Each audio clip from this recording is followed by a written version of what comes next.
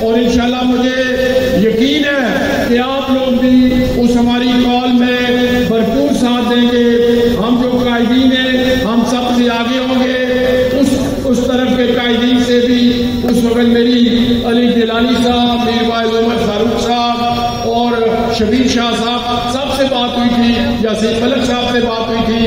وہ بھی اس بات پر تیار ہیں. اگرچہ ہمارے لیے نسبتاً لائن آف کنٹرول پر جانا آسان ہے کیونکہ ہم اس کے قریب رہتے ہیں، جبکہ سری نگر، کپواڑہ اور دیگر جو جگہ ہیں وہ لائن آف کنٹرول سے کوئی 150-200 میل پیچھے ہے اور وہاں پر بھارت کی 9 لاکھ فوج ہے، اسے گزر کر آنا پڑے گا.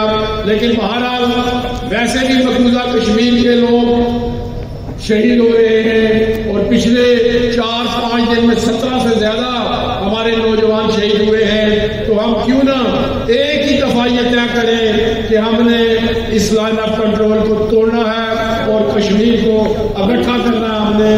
تو اس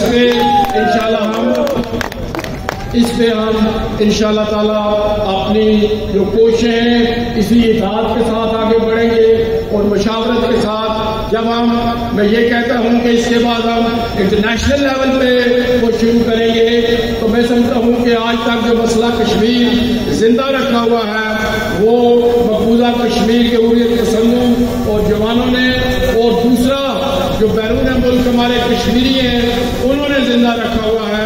وہ وہاں پہ وہ اپنا مظاہرے بھی کرتے ہیں، پارلیمنٹ میں بھی جاتے ہیں، تھنک ٹینکس کے پاس بھی جاتے ہیں. تو انہوں نے بھی یہ کوشش کی ہوئی ہے.